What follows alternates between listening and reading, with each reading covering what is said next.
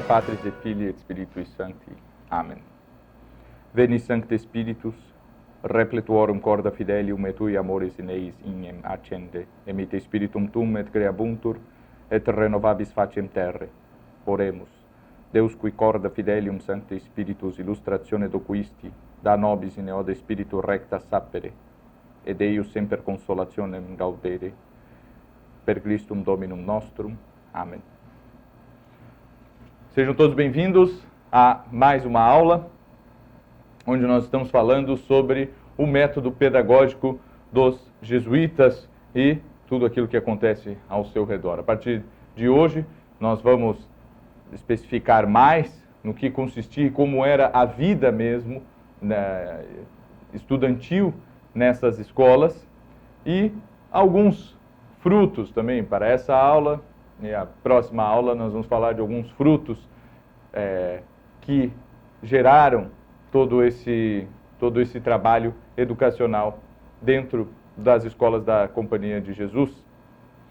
É claro que nós estamos falando de uma ordem de extrema importância para que nós possamos entender o Brasil e as suas próprias instituições educacionais. Quando a Companhia de Jesus é expulsa de Portugal, não é? Isso mesmo antes dela ser suprimida pelo próprio Papa, o que fica aqui é um grande vazio, não é? Porque eles cuidavam de praticamente tudo em termos de educação, inclusive dos seminários formadores de padres diocesanos. Quando as dioceses têm de assumir os seus próprios seminários, que são obrigatórios para a formação dos sacerdotes desde o Concílio de Trento, o que acontece é que eles acabam imitando aquele mesmo currículo e até mesmo a metodologia. Ainda se usa muito a metodologia, a ordem dos estudos e o currículo nas escolas, por exemplo, dos oratorianos, na qual foi formado o padre Manuel Bernardes, um dos nossos maiores escritores, junto com o padre Antônio Vieira, que é um fruto da Ratio Studiorum. Então, toda a sua formação, o nosso maior orador, toda a formação dele é feita dentro de escolas jesuíticas. Mas muito bem, então nós temos fundada, não é, essa quantidade de escolas que nunca antes foi visto sobre uma mesma orientação pedagógica, e como nós vimos na última aula, uma orientação que foi muito digerida, não é, ruminada por diversos professores, com muita gente trabalhando em cima dessas diretrizes. E as escolas fundadas, não é, foram centenas e centenas de escolas no mundo inteiro. No mundo inteiro fundou-se escolas e também cursos superiores. Talvez não podemos falar de universidades, mas cursos superiores de filosofia e teologia, sim, foram fundadas em diversos lugares. Né? Então, quando tínhamos escolas até o século XX, chamadas escolas de letras e filosofias, que estavam totalmente inseridas dentro do plano da Ratio Studiorum. Elas, diferentemente de outras escolas, eram abertas para todos. Então, nós temos duas categorias de alunos que ingressavam nessas escolas. Os alunos internos e externos. Os internos são aqueles que já pretendiam seguir o noviciado dentro da Companhia de Jesus. As pessoas já faziam um retiro de 4 semanas, não é? Com os exercícios espirituais, já começavam a usar batina, já estavam dando os seus primeiros passos na vida religiosa. Não podemos esquecer que a Companhia de Jesus é uma ordem religiosa, não é? com quatro votos: pobreza, obediência e castidade, mais o voto de obediência ao Papa. E existiam outros alunos que simplesmente eram matriculados ali para ter uma formação como teriam em qualquer outra escola. Porém, a fama das escolas jesuítas já logo cresce e permanece até o século XX, não é? Como sendo os melhores educadores, como sendo a instituição que melhor educa. Inclusive, o número de pessoas avessas, não só aos jesuítas, mas até o catolicismo inteiro, não é? Como, enfim, não é? Pensadores que chegaram a conhecer a educação dos jesuítas, como, por exemplo, John Locke, né? Traçam elogios, né? Tecem elogios à educação jesuítica. Todos aqueles que lá estudaram, né, não têm o que reclamar sobre os conteúdos, sobre a metodologia aplicada, sobre nada disso, né? Nós estamos, é claro, nos detendo no que se refere à educação. Nós estamos falando da educação jesuítica. Nós não estamos aqui tratando de julgar os processos de seleção e a formação espiritual da companhia.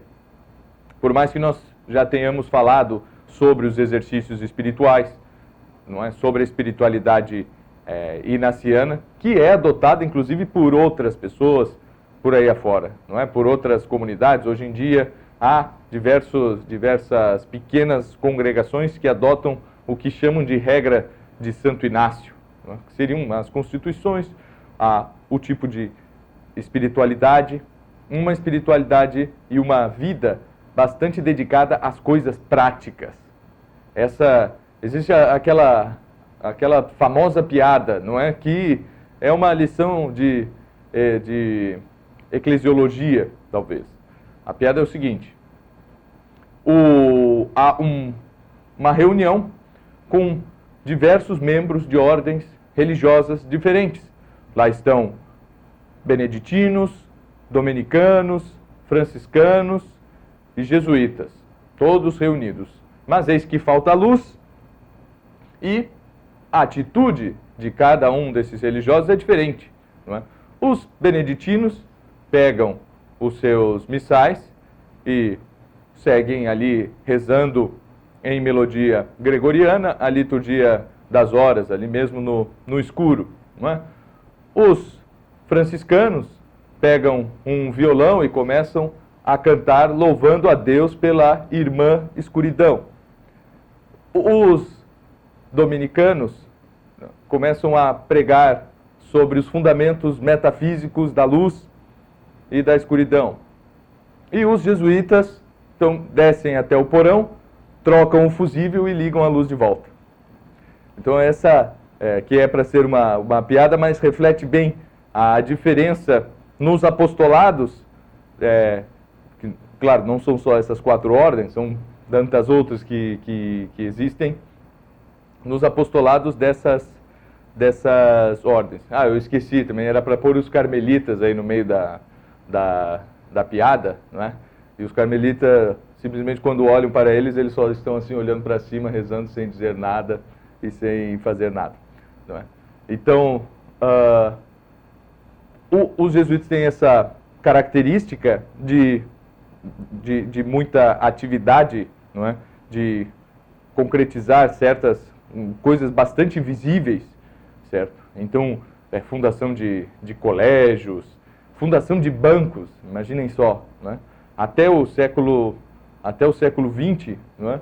Havia alguns membros da Companhia de Jesus que, para desenvolver certas regiões onde estavam em missão, acabavam fundando cooperativas de crédito que terminavam sendo verdadeiros bancos, não é? No Rio Grande do Sul existe um banco até hoje que foi fundado por um padre jesuíta, o Sicredi, com essa finalidade. Ele vê que os agricultores ali, que pertenciam à comunidade a qual ele estava se dedicando como missionário, tinham dificuldade em comprar sementes, em comprar equipamentos e tudo isso. Ele funda uma companhia de crédito, pede para trazer dinheiro da Suíça e de alguns outros empresários aqui do Brasil mesmo, né? E faz com que a região toda se desenvolva enormemente. Até hoje é uma região bastante desenvolvida. Isso faz mais de 100 anos. Então, mas vejam só, né? Quando nós esperaríamos Quando nós esperaríamos isso, não é? É claro que os fundamentos matemáticos da ciência financeira e da própria administração já estão presentes em muitos escritos desde a Idade Média, não é? Mas, pôr isto em prática, nós vemos que, principalmente com os jesuítas, é o que tem sido feito até mais ou menos metade do século passado. Nós ainda víamos isso acontecendo. Então, nós estamos num colégio de gente prática. Os professores ali são gente prática, dedicado a realmente fazer coisas, não é?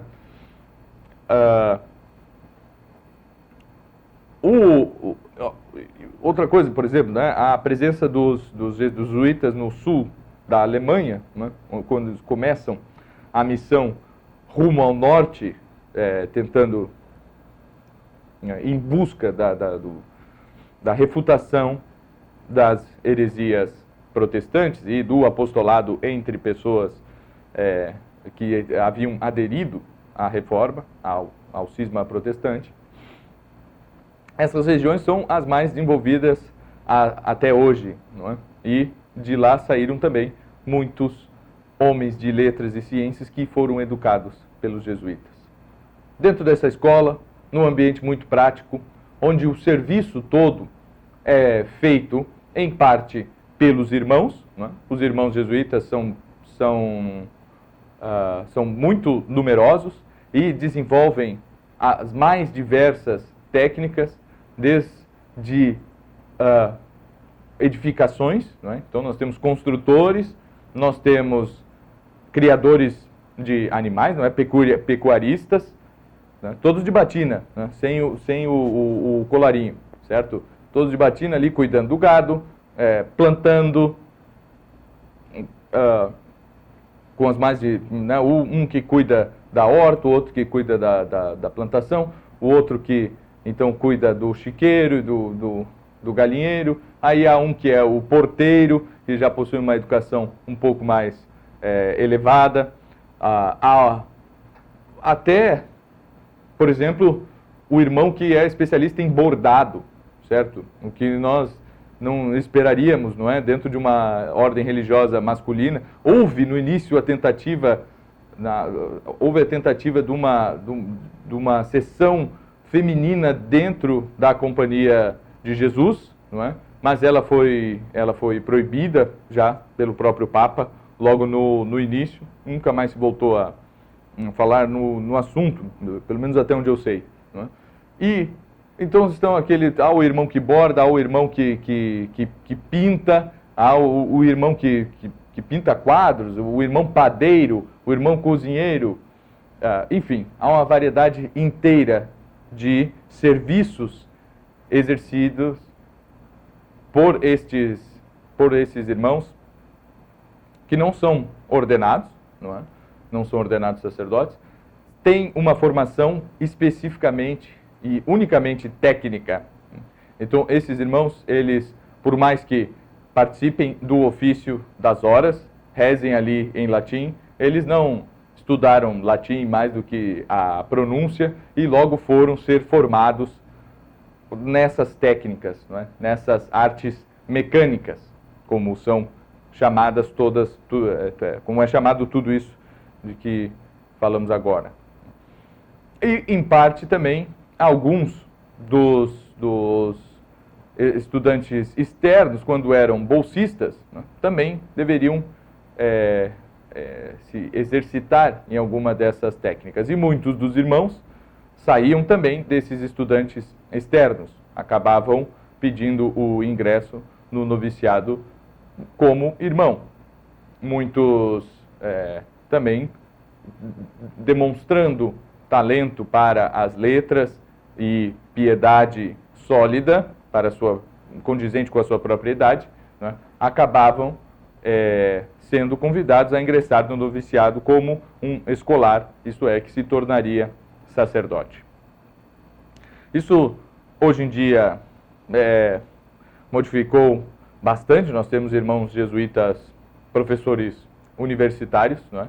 Estudaram, tiveram uma formação, às vezes, mais do que os sacerdotes e só não foram ordenados e exercem funções, não exercem as funções, enfim, não ministram os sacramentos, não prestam direção espiritual, nem nada disso.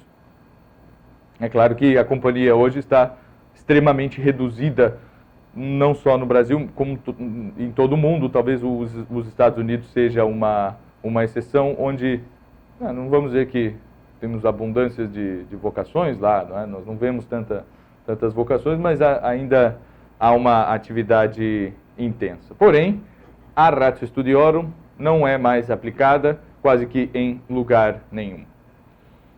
Dentro dessa escola, então, nós vemos ali funcionando perfeitamente, não é? Tudo era cuidado, o vestuário, a alimentação, a limpeza, tudo cuidado e administrado por estes irmãos, submetidos também dentro do próprio grupo de irmãos a uma hierarquia que se submetiam ao reitor da escola. Então, o reitor é a figura máxima dentro da escola. Acima dele só está o provincial, não é? O chefe de toda a província, que tem que supervisionar a atividade do reitor. Então, há regras na Ratio Studiorum para o provincial, né? Quais são as responsabilidades e os deveres do provincial com relação às escolas. Há regras para o reitor, há regras para os professores de cada uma das matérias. E regras muito específicas, por exemplo, o professor deve rezar por todos os seus alunos, né? Deve incluir o nome dos seus alunos em cada, nas suas orações, né? Questões bastante específicas, né? O professor deve ler para si mesmo, sozinho, antes de começar a aula, todo o material que ele lerá durante a aula. Não é assim, isso aqui eu já dei essa aula no passado, agora eu já sei mais ou menos o que é, né? Eu nem me lembro muito bem do texto, mas não, o professor tem que se preparar, né, sob pena de desobediência. Aí que está uma das grandes diferenças, não é? Se aquele documento tinha um valor como um valor tão sério quanto as próprias constituições, um valor sério para os alunos e para os professores, como as constituições da própria ordem. Aquilo ali havia sido aprovado pelo general, ou geral da companhia, em Roma, ou seja, tem um valor de ordem. Se o professor fosse dar uma aula, não é? Vejamos a seguinte situação, meio casuística. O professor ia dar uma aula e não se preparou antes, não leu o capítulo do livro que ele ia tratar naquela aula. Bom, ele teria que tratar disso na sua própria confissão. Certo? É uma matéria para confissão, já que ele desobedeceu, certo? Então, nós vemos a seriedade com que são postas essas ordens todas dentro dos estudos jesuíticos. E aí então nós temos as regras para os professores, né? O maior tempo era tomado pelo estudo da gramática. Então nós temos 3 anos de estudo de latim, mais 1 ano ou 1 ano e meio de humanidades, certo? Que é o aprimoramento da escrita, do estilo, certo? Principalmente de arte poética neste tempo, e toda uma erudição necessária para que o aluno conseguisse escrever. Isso vinha desde as Sagradas Escrituras até poesia clássica, mitologia, geografia, as mais diferentes ciências de cada época, sempre sendo adaptadas, a botânica, da oceanografia, enfim, não é? Quando nós lemos, a melhor forma de nós enxergarmos os resultados disso é pegar obras de gente como o Padre Antônio Vieira, aqui no Brasil, ou o Bossuet, na França, que estudaram a partir desse método, e ver a riqueza de referências que há, não só literárias, certo? E não desse jeito assim, como dizia o fulano, como dizia o Beltrano, como dizia... Não, estamos falando de coisa séria, não de tese acadêmica. Estamos vendo gente que usa das mais diferentes imagens, certo? Que sabe falar sobre, por exemplo, o Padre Antônio Vieira, quando ele fala dos peixes do Amazonas ou do litoral do Maranhão, ele realmente conhece aquilo, certo? Não que ele tenha estudado especificamente isso na escola, talvez tenha, é bastante provável, certo? Mas o interesse que despertou nele esse ano ou um pouco mais de estudo de humanidades foi justamente isso, não é? Na humanidades estava toda uma erudição que ampliasse os horizontes de conhecimento do aluno.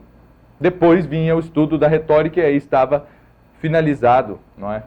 Em mais ou menos de 5 a 7 anos, esta formação inicial, que poderia ser começar com 13, 14, 15 anos. Então, nós vemos assim que com 21, 22 anos, o aluno, então, estaria apto a seguir os estudos superiores de filosofia e teologia. Mas houve também quem fosse estudar direito, houve quem fosse estudar medicina e, mais modernamente, física, por que não é? Matemáticas. Nesse tempo de educação, nesses anos de educação que hoje nós chamaríamos secundária, a metodologia vinha desde, não é, da preparação do professor até o estabelecimento dos tempos em que a aula acontecia. Então, normalmente, o professor chegava em sala de aula, vamos falar das aulas de latim, escolhia um aluno para que declamasse algum poema de memória ou até mesmo um trecho em prosa. Os autores preferidos eram Cícero e Quintiliano nessa primeira formação, né? Cuidadosamente selecionados, mas também poesia antiga, principalmente Ovídio, Horácio e Virgílio, né? Muito bem selecionados. Depois disso, o professor lia um texto, né? Lia um texto. E essa figura do lente, certo? Como começou a ser chamado posteriormente, né? Que é aquele que lê. Então, nós vemos em livros até o século XIX, lente de filosofia, lente de teologia moral, lente de não sei o quê. É aquela pessoa que lê, aquela pessoa que pega uma obra e lê com os alunos. Lê e explica.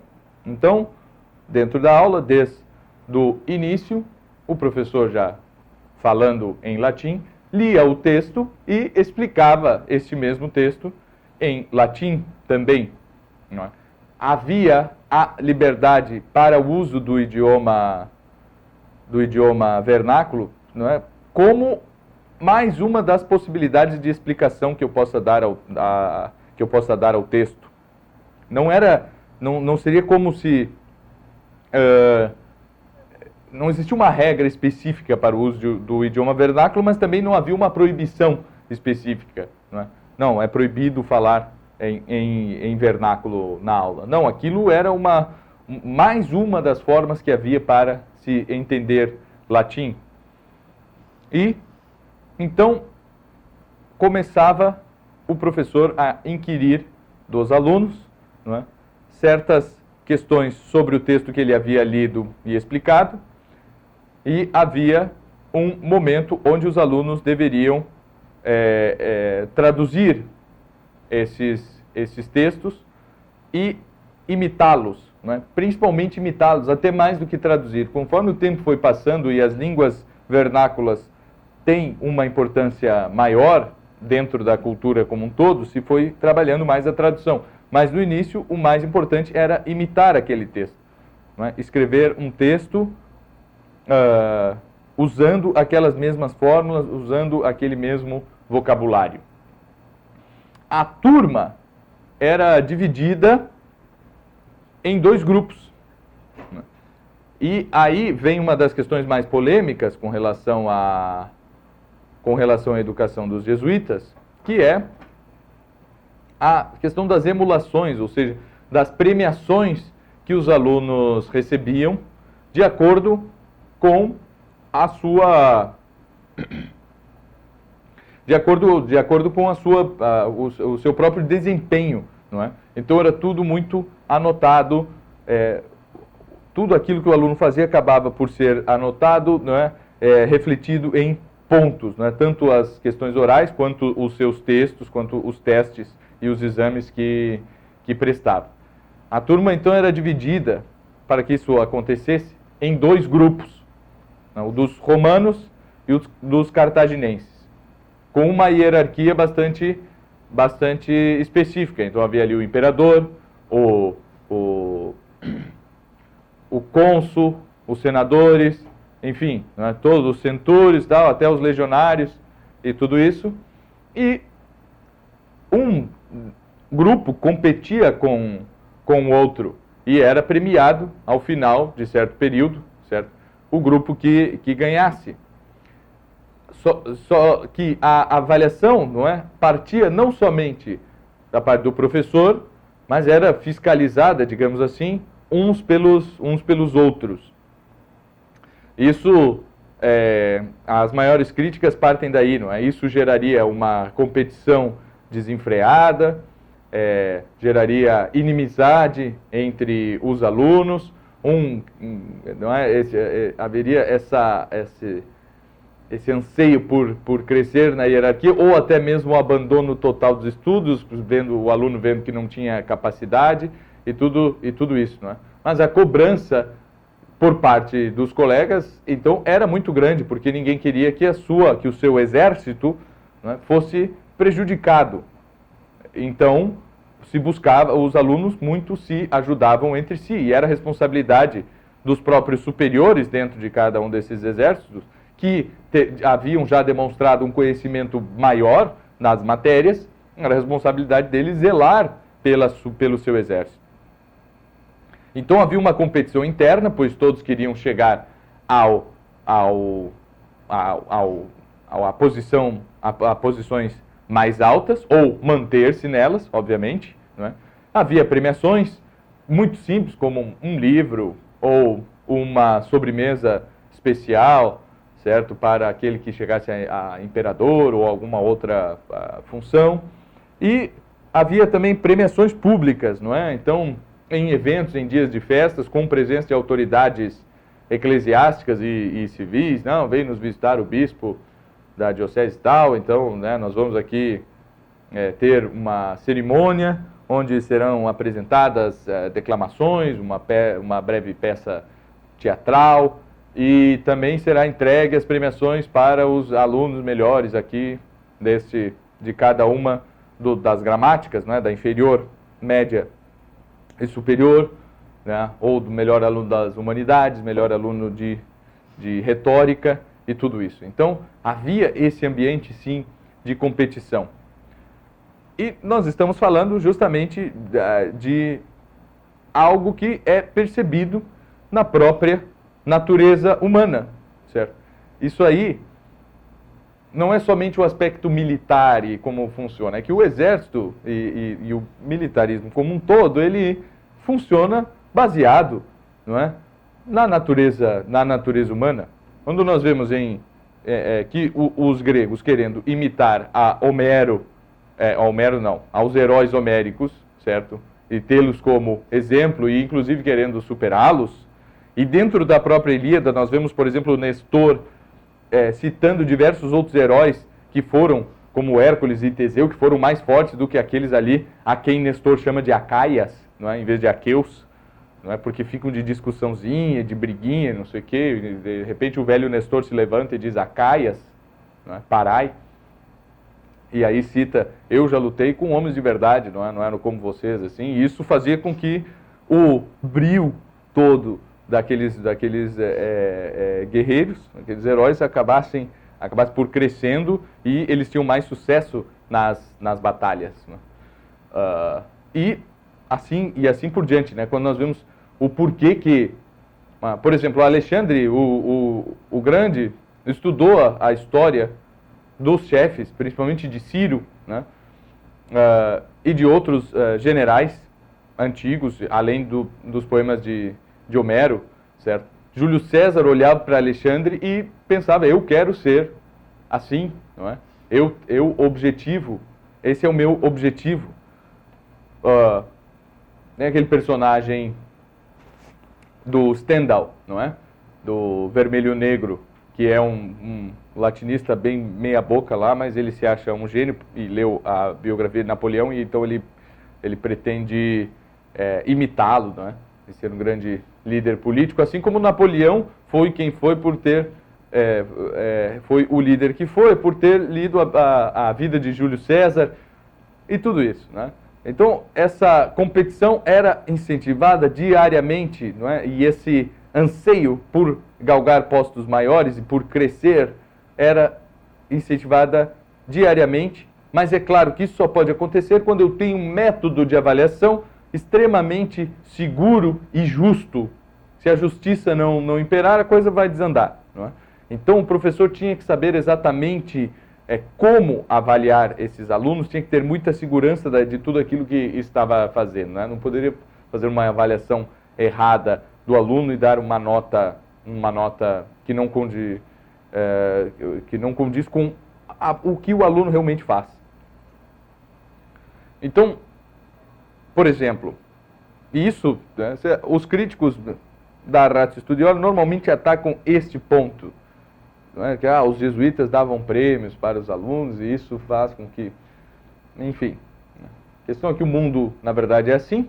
E se nós formos olhar para a própria vida de Santo Inácio, é isso que aconteceu. Nós não devemos nos espantar perante isso, né? Que a educação nas escolas jesuíticas seja assim. O Santo Inácio, como nós vimos, leu aquela vida dos santos, né? E Deus usou da sua vanglória e da sua soberba para fazer grandes coisas. É isso que nós vemos na vida de Santo Inácio. Ele olhou para a vida de São Domingos e São Francisco de Assis e disse, eu quero ser como esses caras. Eu não quero ser um santo aí que fica um eremita, fica meio apagado ali. E, tudo bem, isso é um santo, grandes coisas. Mas eu quero fundar uma congregação, uma ordem, que seja inclusive superior em número e em santidade a essa aí de São Domingos e São Francisco. Certo?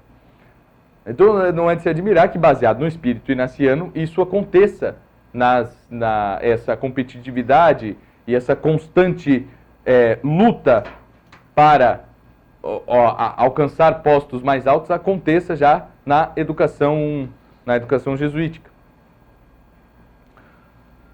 E talvez nós possamos ver isso também na vida de outros santos, não é? A famosa frase de Santa Teresa d'Ávila morreria de ciúme se soubesse que alguém ama a Deus mais do que eu, certo? Estamos falando de Santa Teresa d'Ávila, né? E há tantos outros que não se põem como exemplo, não é? Mas que tem isso aí, não é? Se o fulano pode, eu também posso. Talvez eu possa até um pouco mais. Então, e no mundo as coisas são assim. Quando nós paramos de ter qualquer tipo de premiação na educação, principalmente da juventude, certo? De reconhecimento, eles mesmos providenciam e às vezes fazem de forma bastante injusta. Então, se o reconhecimento não vem da parte dos educadores, ele virá entre as próprias crianças, que irão tratar aos outros, não é?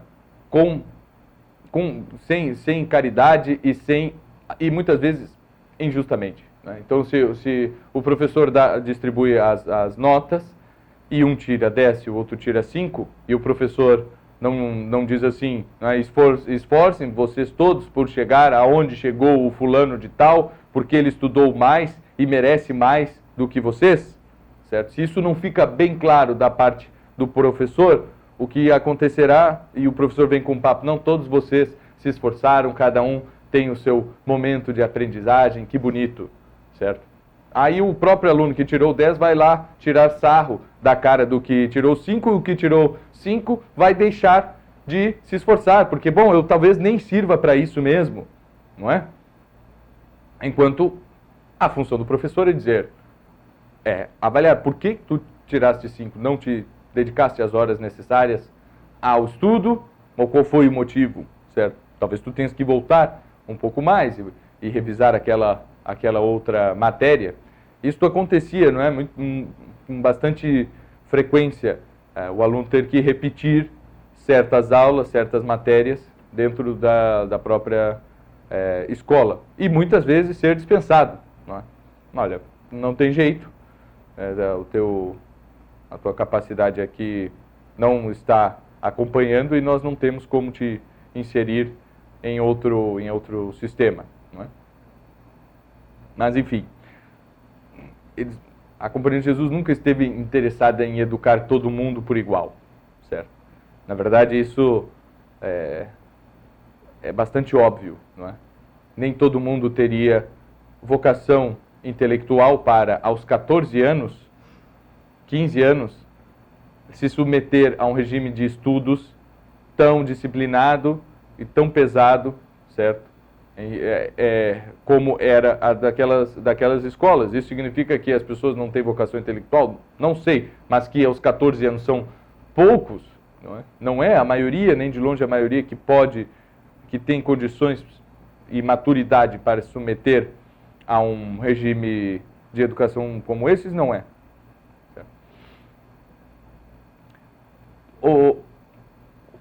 Depois, então, deste período de aprendizado de latim, onde o aluno seria avaliado na sua completa capacidade de escrever e de falar em latim, além de ler, obviamente, né?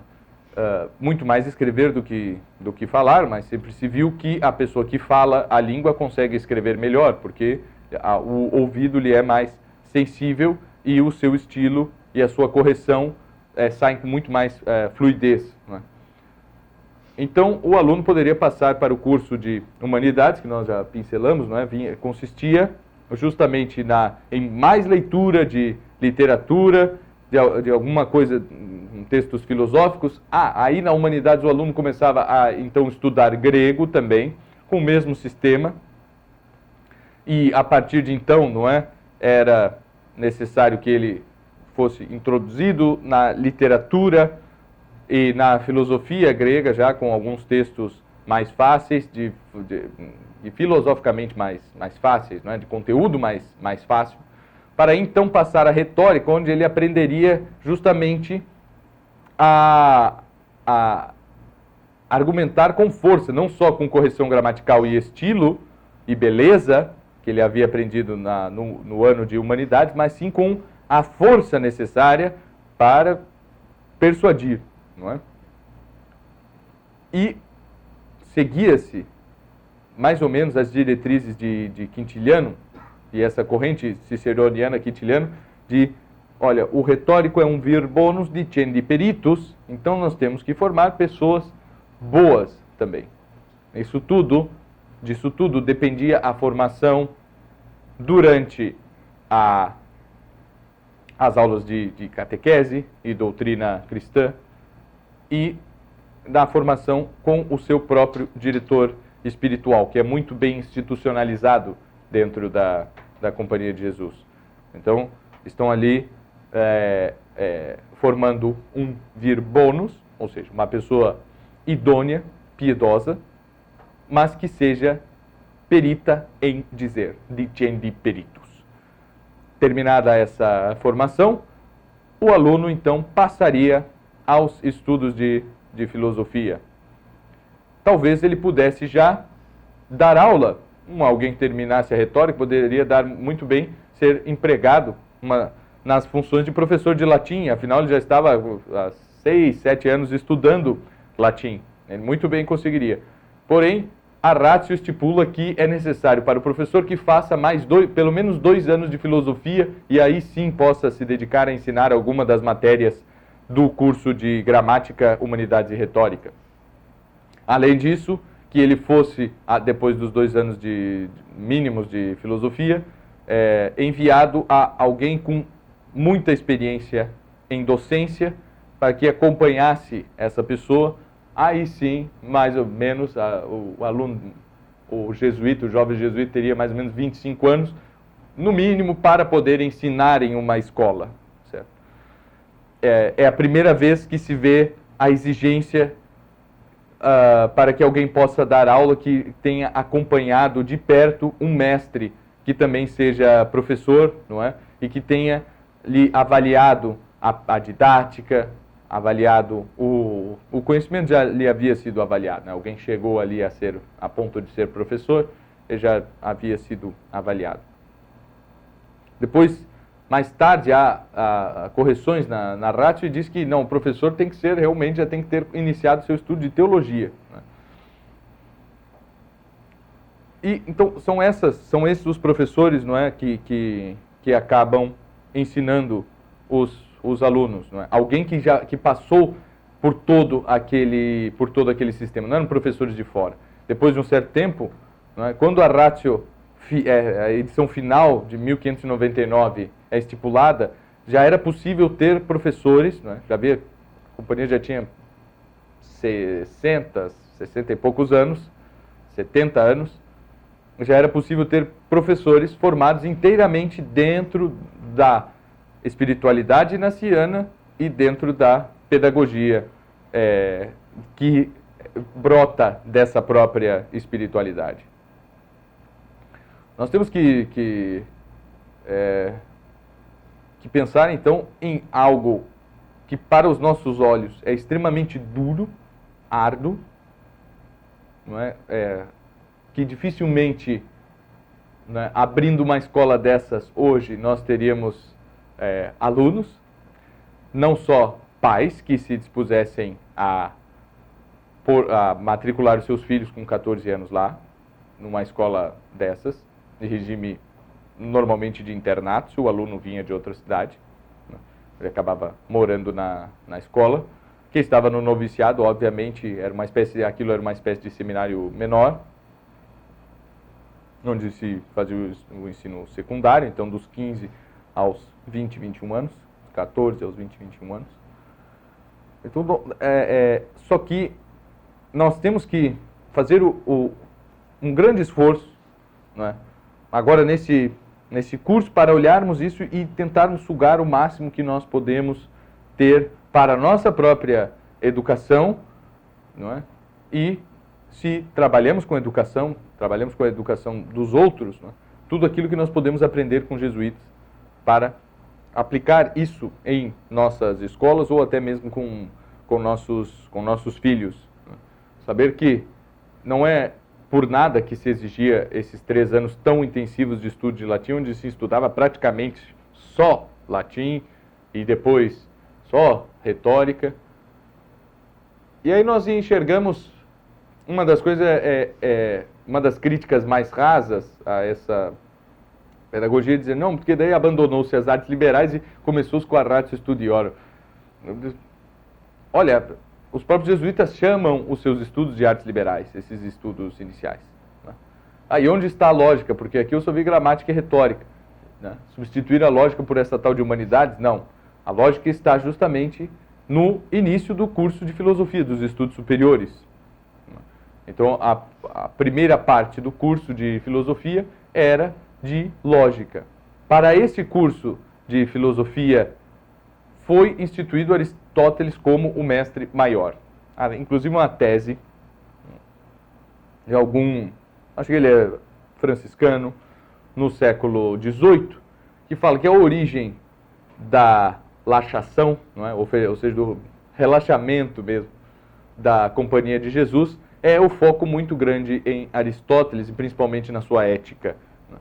É interessante, mas isso prova o quão conhecedores de Aristóteles, o quão aristotélicos eram esses professores do curso de filosofia, que durava mais ou menos 3 anos, e o curso de teologia, não é, pela primeira vez, tem Santo Tomás de Aquino como o mestre maior do qual tudo é tirado. Então, há outros autores tratados, não é? Sim, não é? Até porque Santo Tomás trata ele mesmo de outros autores e nos apresenta as diferentes opiniões de outros autores e cita tantos outros teólogos que antes dele. Mas era uma formação superior, essa que variava entre 6, 7, 8 anos às vezes, toda feita em cima de aristotélico tomismo. Né? Então, isso depois, não é, passa para outros seminários. Né?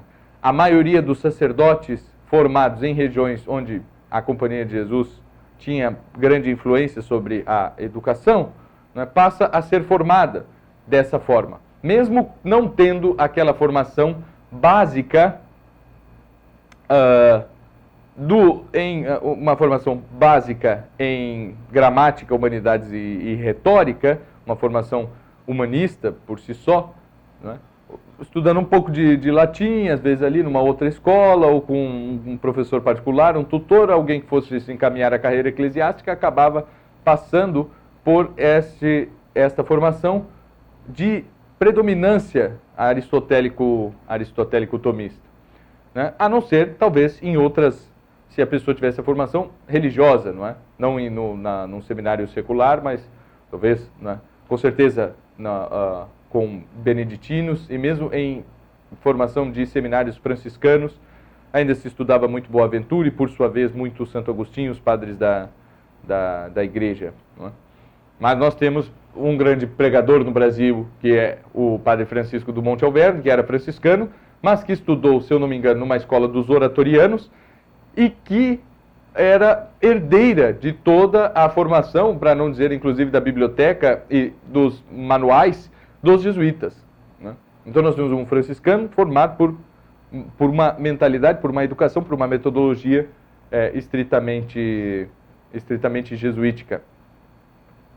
E aí quando nós vamos revendo tudo aquilo que aconteceu depois, e a quantidade de pensadores, principalmente da França, Espanha, Itália, Portugal, aqui no Brasil, nos Estados Unidos e em outros países da América, não só como teólogos, filósofos, mas também como poetas, como escritores, nós vamos encontrar quase sempre, se formos rastrear, uma fagulha da ratio studiorum. É sobre isso que nós falaremos na próxima aula, sobre alguns desses frutos que pessoas educadas pela Companhia de Jesus nos legaram. Muito obrigado a todos, até a próxima.